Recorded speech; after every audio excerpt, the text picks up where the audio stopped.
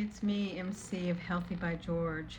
Join me here every Sunday and Thursday, and I would love it if you would subscribe. So every Sunday, I focus on my weight loss journey.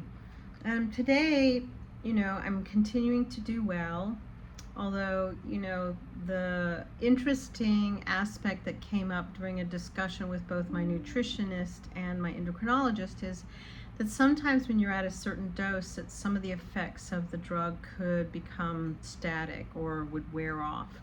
And that was kind of interesting because I had one day where I was just hungrier than I've ever been in like several months. So that was odd. It was very, very odd and unusual.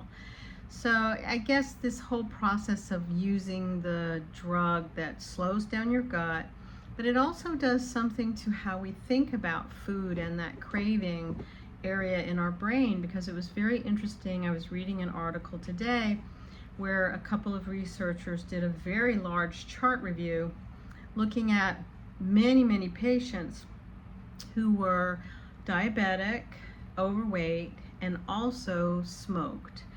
And they followed them in their medical records and saw that there seemed to be a similarity in this group as they were on the drug longer, that they stopped smoking. So there is some evidence that these drugs, GLP-1 and GIP-1, Ozempic, Wegovy, Mounjaro, Zepbound, all can somehow reduce cravings.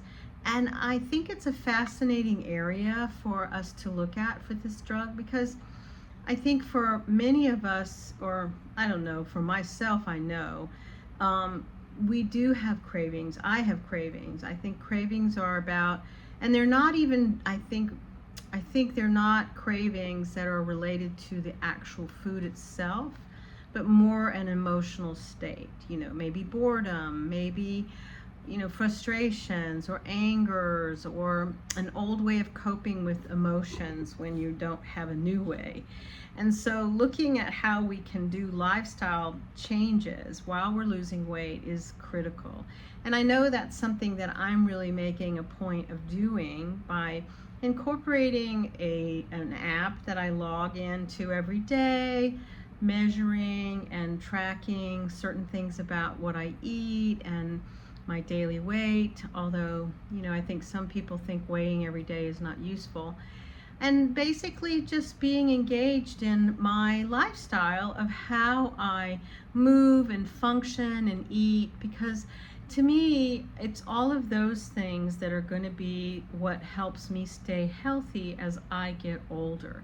And I encourage you to be curious about your own process of what you do for your life and your health, because if we don't know what we're doing, there's no way for us to change or modify or somehow look at what we're doing as, is this the best that I can do?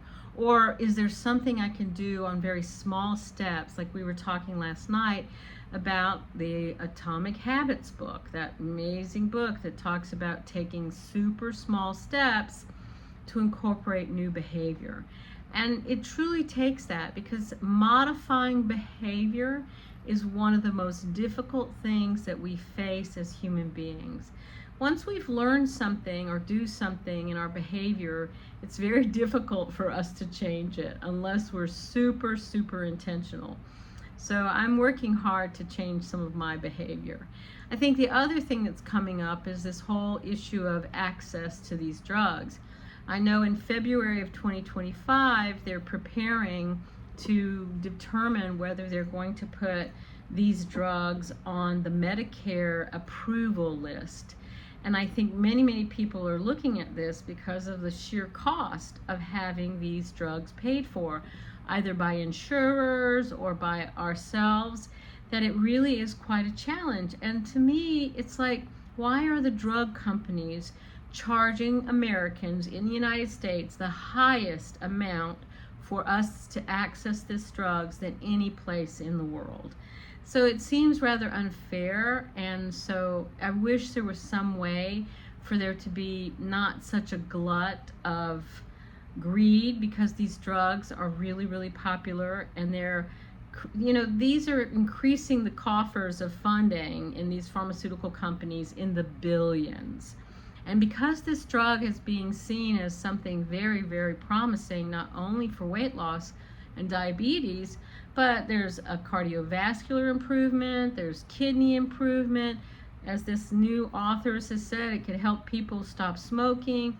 All of these things that are problems in major illnesses as we get older, or just in general, that cause us to die. So, to have something that helps us stay healthier longer is truly a benefit. And I just feel like sometimes the way that pharmaceutical companies choose to bill us for these insurances and for these costs of these drugs just doesn't seem quite fair. So if you're like me, you're wanting to stay healthy, functional, moving as we get older. And truthfully, my weight has been the struggle all my life since I was a young girl. And it's very complex. And I think what's interesting is the access of these drugs have now made it a much better topic amongst physicians to figure out ways to help people. I mean, I look at my father, and I want to really honor my father with today's episode because his birthday will be tomorrow. He passed away several years ago, and the way that his physician engaged in his treatment wasn't the best.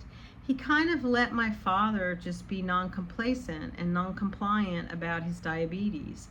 And he really suffered, with heart problems, vision, walking, joint, kidney, all of these things, mainly because no one was willing to take the time to deal with my father and his probably emotional and mental state about what was happening to his body. And doctors don't have the best skill set back in the day how to handle people who have a complex issue. And I think many doctors are not trained very well to discuss nutrition, to discuss obesity. They come at this like if you're thin, you're healthy. If you're overweight, you're not healthy. They just don't really have a good sense of how to help people. And I think that's really where the key is. How can we be more patient-centered, inclusive, and if we're going to be someone in the medical field, to find a way where we can see partnership. If your doctor makes you feel like you're in a partnership together for your own well-being, that feels like a much more caring approach. Someone who really is there to inform you of the risks and benefits that you have by not either doing something about what's happening with your health or doing something about what's happening with your health. Because I think some people, they don't want to know what's going on with their health because they're afraid, or they don't have the support in their environment or in their social circle to help them deal with whatever might be going on with their health. Or either they've had someone who was sick in their family and they witnessed a terrible circumstance and they're afraid of having to go through something similar like that. So I think that we can encourage our medical system to do things differently. Help us as patients to understand that there are risks and benefits to everything, and that you as a healthcare provider can be there to support us in making choices that are doable, that choices are always possible, even if they're the smallest choice that you can think of, like I constantly say when I think of the atomic habits, flossing one tooth. I can't even imagine flossing one tooth only. Yet that's what he did to kind of get himself back into flossing every day. So this is MC of Healthy Pie George. Please join me here every Sunday and Thursday. I hope that you are seeking ways to help yourself and your health journey so that you can have a long and functional, beautiful life as we get older. Check me out here every Sunday and Thursday on YouTube, and think about subscribing and joining me here. Be well, my friends. We have this one precious life. Bye-bye.